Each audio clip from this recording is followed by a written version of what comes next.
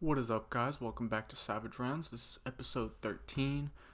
Today I'm going to go through. I've got the breakdown and bets and predictions for UFC Fight Night Sergey Pavlovich versus Curtis Blaydes. This one's going to be a banger. It's another solo episode.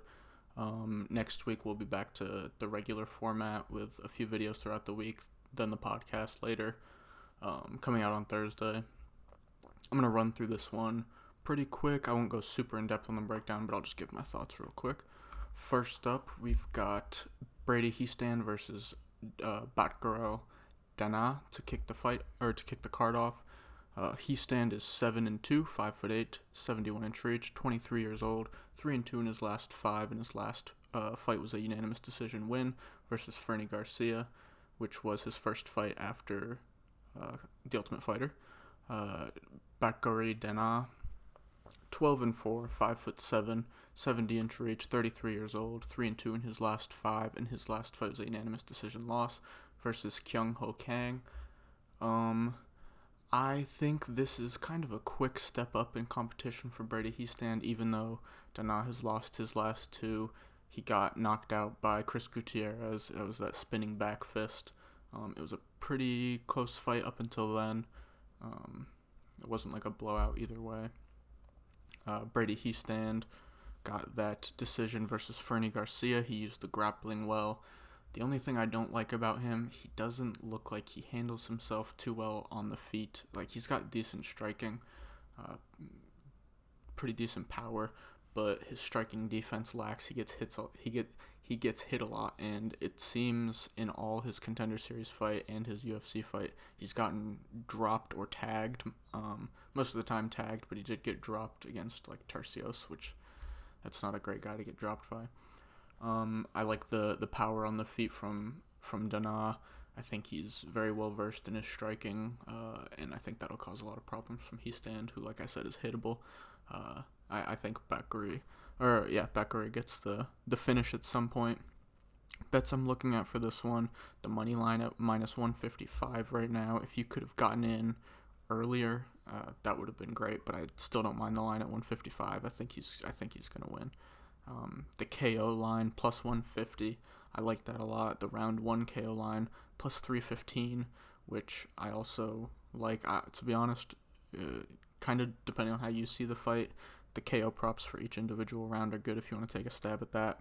I do think he gets the finish, though. I like that plus 150. Moving on, we've got Priscilla Cachoeira versus Corrine Silva. This is going to be a banger for this division. I really like both these girls. They're both kill or be killed. Cachoeira is 12-4, 5'7", 65-inch reach, 34 years old, 4-1 in her last five, and her last fight was a round one KO TKO victory versus Ariane Lipski. Corrine Silva on the other side, 15-4, 5'5", 67-inch reach, 29 years old. She's 5-0 in the UFC. She's got a Contender Series win, and she's 1-0 in the UFC with that UFC fight. She got a round one submission victory versus Poliano Botelho. Priscilla's going to come forward and throw bombs. We know that. She's got big power. She's knocked out girls before. She'll do it some more, as we know. Not great on the ground. We've seen her get held down. She has trouble getting off her back. And Corrine Silva is a little bit more well-rounded everywhere, I think, on the feet. She's got pretty good power as well. She's dropped girls, knocked girls out. Pretty technical. I like her kicks a lot. She goes to all three levels. And then the upside for her, she's got the grappling as well, which I think is she'll test out the striking. And if it's even or not going well for her, I think she'll go for the takedowns and use her grappling advantage, which I think is pretty big in this fight. I like Silva to get the victory here. This is another one. I didn't write down the underline. I should have. I like the under 2.5 for this. I think one of them gets the finish. Eileen Silva in this one. The sub line for her is plus 175. If you like her KO TKO, plus 900, which I thought was kind of crazy for a girl who has more KO TKO victories than submissions, but plus 900, so that's not bad if you think she can get her down and use some ground and pound, or hurts her on the feet, gets the finish like that. I lean submission just because the advantage is big there. But yeah, I've got Corrine Silva in this one. Featherweight fight next up. Francis Marshall versus William Gomez. I think this is kind of an underrated fight on this card. I like this one a lot. Marshall 7-0, 5'9", 72-inch reach, 24 years old. 5-0, he's undefeated. He's got a win on Contender Series, and he's 1-0 in the UFC. His first and only UFC fight so far was that round 2 KO TKO victory versus Marcelo Rojo. On the other side, William Gomez, I don't know how to say it. He is 11-2, 6 feet tall, 73-inch reach, 25 years old. Also 5-0 in his last 5, 1-0 in the UFC, and that was his last fight, unanimous decision victory versus Jarno Aarons. That was on that Paris card last year, where Cyril Gane got the victory over Tai Tuivasa. This one, the line shocked me personally. I think this is a much closer fight than the lines lead on. Francis Marshall had a good KO TKO victory versus Marcelo Rojo, but he's a journeyman fighter, to say, I guess. He gets hurt a lot. His durability is super questionable. Still very good on the feet, and you could see that he was tagging up Marshall. It's not like he wasn't beating him or anything, but on the feet, it was pretty back and forth. Marshall's there to get hit. Got decent hands himself, but he's definitely there to get hit. Great wrestling out of him. We've seen that. He's got the submission upside in this fight, I'd say. But on the other side, Gomez, I like his striking style. It's a little odd, but he's got pretty good power. He hurt Jarno Aarons, and he's a pretty good grappler as well. He's more of like, if he takes you down, he's going for control time and ground and pound. He's not really a submission guy. I don't have it written down. I don't know how many submissions he has, but I know it's not many, if any. But based off the line and how close I actually think this fight is, I'm going Gomez here. I think on the feet, he can hit Marshall, maybe hurt him, maybe not. I like the power he has, and it's not like crazy power or anything, but I think he's got power where he can hurt you if you're leaving yourself open to get hit, which Marshall can. Marshall's a great striker as well. I do think this is a really close fight, and it's going to be even, but I'm going to go with Gomez just because of this line. Betting wise, if you like Gomez, I take the shot at plus 175. I think this is a really close fight, so I'm probably going to stay away from it. I may take a small shot at Gomez, but I'm most likely staying away from this one. I'll say it again at the end, but if you want to see what I actually do end up playing, it'll just be on my Twitter the day of, at XAAVIFC. Me and Dobie always put our picks and our bets there. So yeah, going with Gomez for this one. Next up, Muhammad Usman, Junior Tafa, two guys who have brothers in the UFC who we've been waiting on the other brother to make their debut. Junior Tafa's had a few fights canceled. Mo Usman, coming off of The Ultimate Fighter victory. This will be a fun fight. Usman 9-2, 6'2", 79-inch reach, 34 years old, 4-1 in his last 5. His last fight was that Ultimate Fighter win, round 2 knockout versus Zach Pauga. Junior Tafa on the other side, 4-0, 6'3". I didn't see any reach stats for him. 26 years old, a lot younger. 4-0 in his last 5. He only has 4 professional MMA fights, and his last fight was a round 1 knockout versus Tsuyoshi Sudario.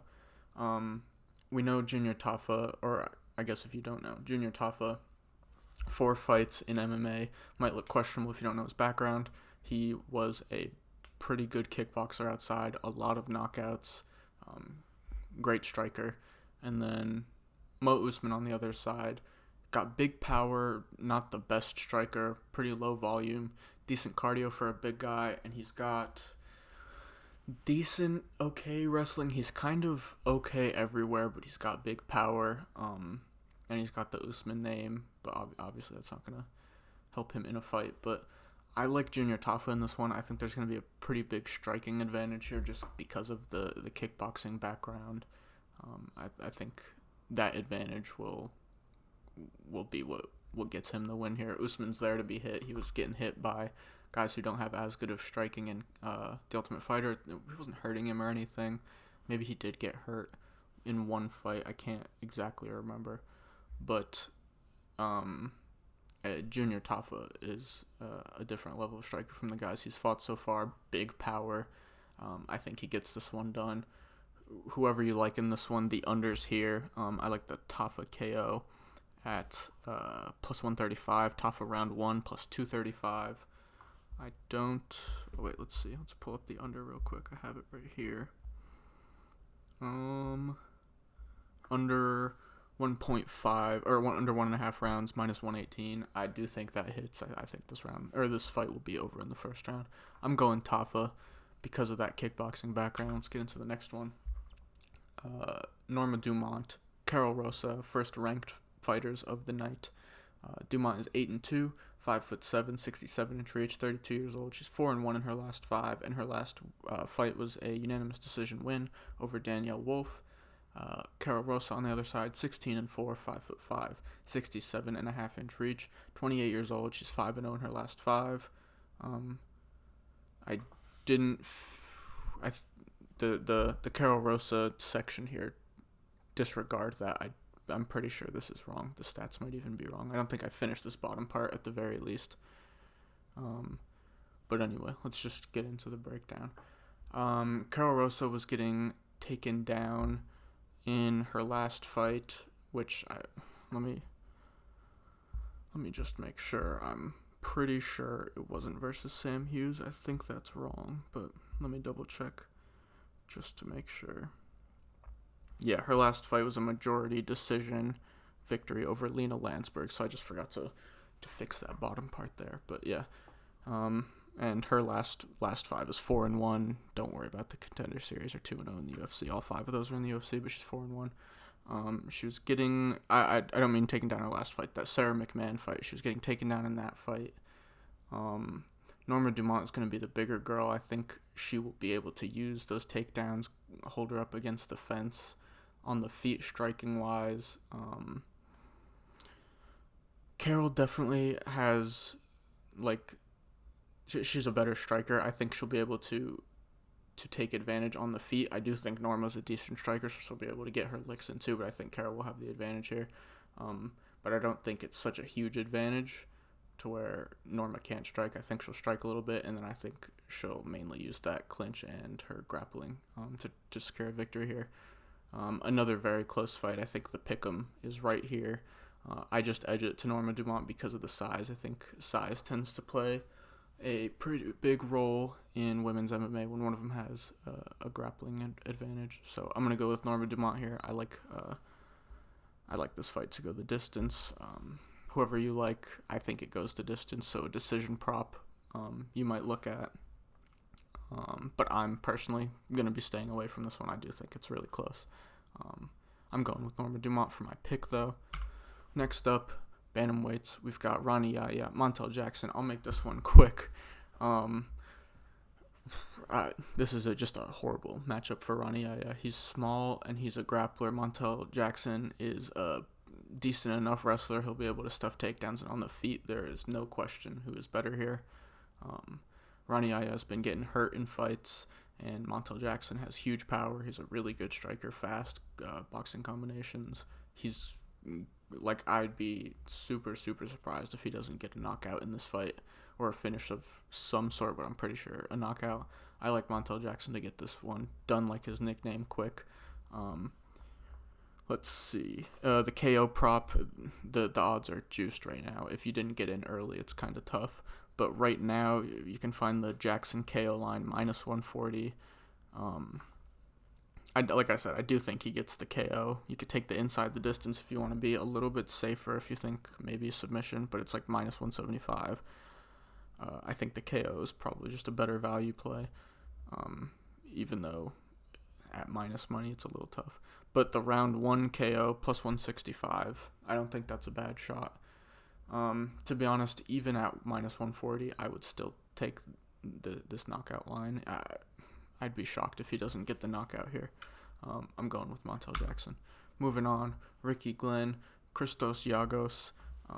Ricky Glenn, 22, 6-2, 6 feet tall, 70.5-inch reach, 34 years old, 2-2-1 in his last 5, and his last fight was the draw versus Grant Dawson in 2021, so it was a little bit of time ago. Yagos on the other side, 19-10, 5'10", 71.5-inch reach, 33 years old, 2-3 in his last 5, and his last fight was a round 1 submission loss versus Thiago Moises. 2 losses in a row for Yagos. He's okay on the feet. He's got decent wrestling. Okay submissions. This is definitely a lower level fight. Ricky Glenn, he can get held down. We saw that versus Grant Dawson. He's got okay takedown defense. He was held down by Grant Dawson. Grant Dawson tired out. That's why that ended up being a draw. Ricky Glenn had a 10-8 last round. But like I said, he's got okay takedown defense. Can be held down. Yagos will shoot for takedowns here. But I think Glenn will be able to stuff the takedowns, keep it on the feet, and while it's on the feet, even if Yagos does get takedowns at some point, I like while Glenn is on the feet to win this fight, whether he gets a knockout or hurts him to win rounds or just does enough to win rounds on the feet. I think Ricky Glenn will do that. I'm going with Ricky Glenn in this one. Also staying away from this one, betting-wise. I'm just not taking a chance. This is a close fight. I lean Ricky Glenn, like I said. He's my pick, but not betting here. Next up, Jeremiah Wells, Matthew Semmelsberger. I love this fight. This is going to be a banger. I'm really excited for this one. Wells is 11-2-1, 5'9", 74-inch reach, 36 years old, 5-0 in his last 5, 3-0 in the UFC. All knockouts. I think one of them was in the second, 2 of them were in the first. This last one was a round 1 versus Court McGee. Then Semi the Jedi on the other side, 11-4, 6'1", 75-inch reach, 30 years old, 3-2 in his last 5. And that last fight was a victory, unanimous decision versus Jake Matthews. Both guys have huge power. They throw bombs. Jeremiah Wells is a little more, or not a little more. He's more loopy. He throws like the big looping hooks, which, like I said, crazy power. He likes to wrestle, hold you up against the cage, drag you down. Semmelsberger has a huge size advantage here. I like him to stuff takedowns, or if he gets taken down, be able to get up at points. And while it's on the feet, Jeremiah's throwing those big looping shots. I like Semmelsberger to get some straight shots down the pipe, just land shots of his own. I think being the bigger guy, he's fought a bit better competition, I'd say. Been in the UFC a bit longer. I just like Semmelsberger in this fight. I'm going with him. I think he does get the finish here. Whoever you like, I think you see a finish here. The under 2.5 is -138. I'm gonna say probably. I'll be surprised if I don't take that. I haven't taken it yet, but I probably will. Under 2.5 -138. I like the Semmelsberger KO at +350. That's not a bad spot. And then Matt Semmelsberger, right now he's at -106. I like him at the money line too, just because of the odds. Well, not just because of the odds. I mean, I'm saying especially because of what the odds are at right now. -106, pick him. We take that. I think he gets this fight. Bigger guy, big power on both sides. Going with Semmelsberger. Next up, another banger. Very excited for this one. Brogan Walker, Yasmin Lucindo. Lucindo, 21 years old, coming off that great debut to Yasmin Jauregui. Even though she lost, it was a ridiculous performance. The fight was great. Then Brogan on the other side. She lost to Juliana Miller in that last fight. It was the Ultimate Fighter finale. She was finished. I'm going to keep this one quick, too. I really like Lucindo in this fight. I think she's going to walk forward and throw bombs, and it's going to be too much for Walker. I think she'll be able to stuff the takedowns Brogan shoots and keep this fight on the feet, and I do think she gets her out of there. I haven't seen many people say it on Twitter or anything, but I will probably play a little KO line on Lucindo. You can get it at +325 right now, not bad. I think she'll walk forward and overwhelm her. She didn't, at one point, take steps back versus Jauregui. They met in the middle and traded and threw bombs for 3 rounds. Jauregui is also incredible. We saw that. I think Lucindo's got a big future in this division. I like her a lot. She's 21, a lot of stuff to work on, but I think this is a good fight for her to get in the win column in the UFC, and she can sharpen up those skills as she moves along. I'm going with Lucindo in this one.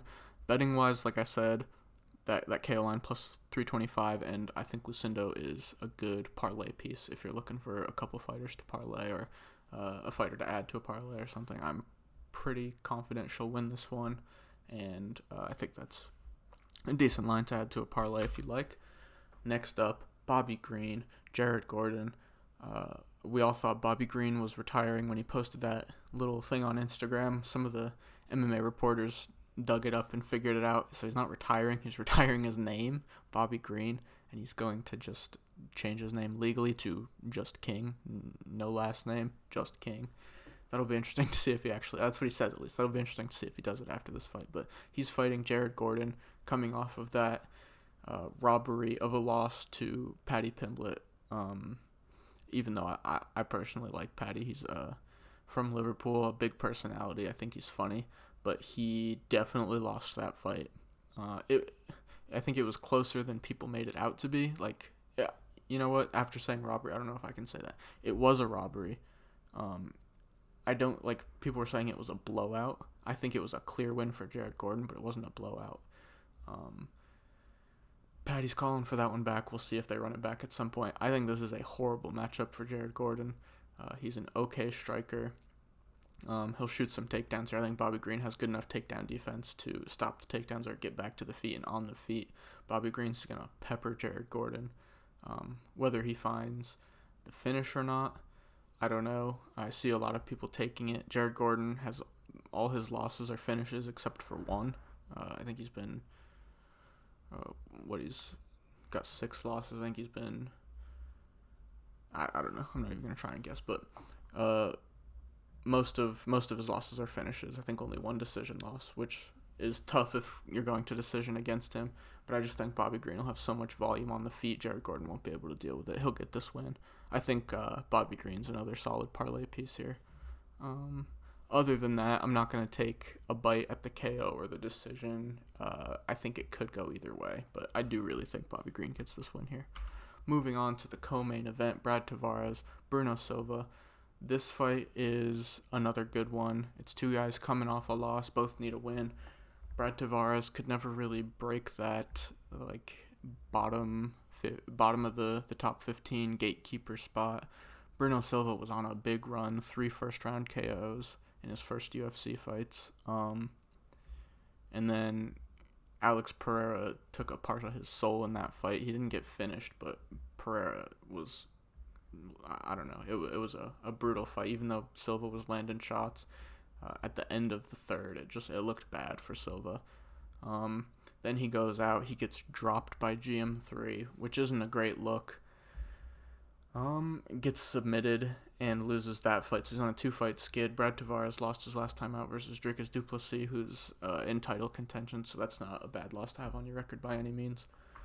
This was a tough fight for me to pick because I feel like common sense says I should go with Brad Tavares just because I feel like he's the more steady fighter. Bruno Silva, he's kind of, I don't want to say KO or bust, but in the UFC, that's what he has seemed to be so far. I feel like common sense seems to pick wants me to pick the steadier fighter, but I just feel like we're going to see Bruno Silva kind of snap out of that funk he was in. He got hurt by Pereira bad. GM3 roughed him up, which was a weird one. But I think we see Bruno Silva land the big shots and hurt Tavares here, and find the win. I think Bruno Silva will be back in prime Bruno Silva form. I don't have too much confidence in this pick, but I thought Bruno Silva at plus 135. It's a good line for an underdog in this close of a fight. I think I personally will be staying away betting wise. I don't mind a shot at the KO for Silva. I don't mind a shot at the decision line for Brad Tavares, or even if you think Bruno Silva's chin is shot now. I really do think this fight is close, but my personal opinion, I'm going to go with Bruno Silva just as my pick. Main event time, banger of a main event, Sergey Pavlovich, Curtis Blaydes. I'll read out the stats for this one. Pavlovich 17-1, 6'3", 84-inch reach, 30 years old, 5-0 in his last 5. And that last one was a round 1 KO TKO win versus Tai Tuivasa. All 6 of his UFC fights have ended by round 1 KO TKO. Got finished by Alistair in the first round via ground and pound, and all the rest of his fights have been round 1 knockout victories. Curtis Blaydes on the other side, 17-3, 6'4", 80-inch reach, 32 years old, 4-1 in his last 5. His last fight was that round 1 KO TKO victory versus Tom Aspinall. Aspinall got hurt in that one. We didn't really get to see too much of the fight play out. But Curtis Blaydes got that right before this Aspinall victory. He got that knockout versus Dawkins. That was a good win for him. I think a lot of people I have both of them ranked as number 3. I think Curtis Blaydes is 4 and Pavlovich is actually 3. I don't know why I have 3 for both of them. But I think a lot of people are undervaluing Curtis Blaydes' wrestling here. I think obviously there's a lot of hype around Pavlovich, and I think he can knock anyone out, and I think the knockout for him against Curtis Blaydes is very live. But I feel like Curtis Blaydes knows this is a firefight if he wants to get into it in the feet, and that is probably not the best decision. I trust Curtis Blaydes to be smart here and maybe throw for a few shots on the feet.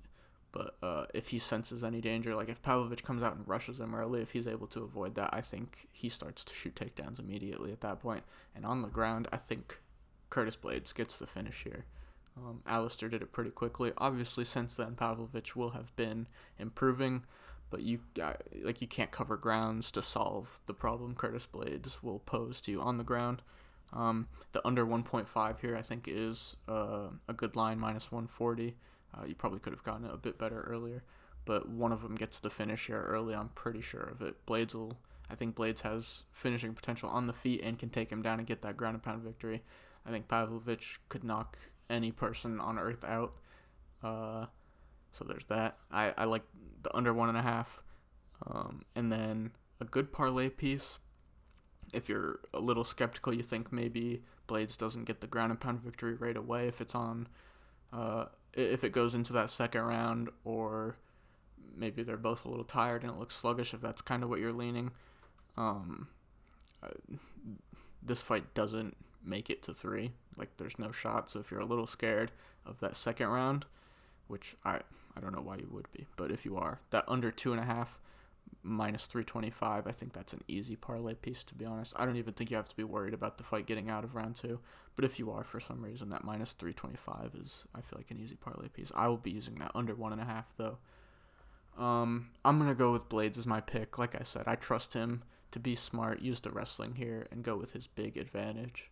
Alright, for the Savage Rounds parlay, we are gonna go with the Ronnie Yaya versus Montel Jackson under 2.5 at minus 192. I like, if Montel doesn't get this done in the first, he'll get it done in the second. Then you've got, for the second leg, that first one was minus 192. That second leg, I'm going to go with the Pavlovich Blaydes under 1.5. I think this fight is over in the first round. Get that at minus 148 right now. So if you played this parlay right now, you get it at plus 155. I like that parlay a lot. I think it hits 2 unders there for you. Normally we go with straight money line picks, but I'm going to go with unders this time. But yeah, that'll be it for Savage Rounds episode 13. We will be back Monday to do our review of this card. Tuesday will be matchmaking. Then we'll have the podcast out next Thursday. Back to regular scheduling. Peace out.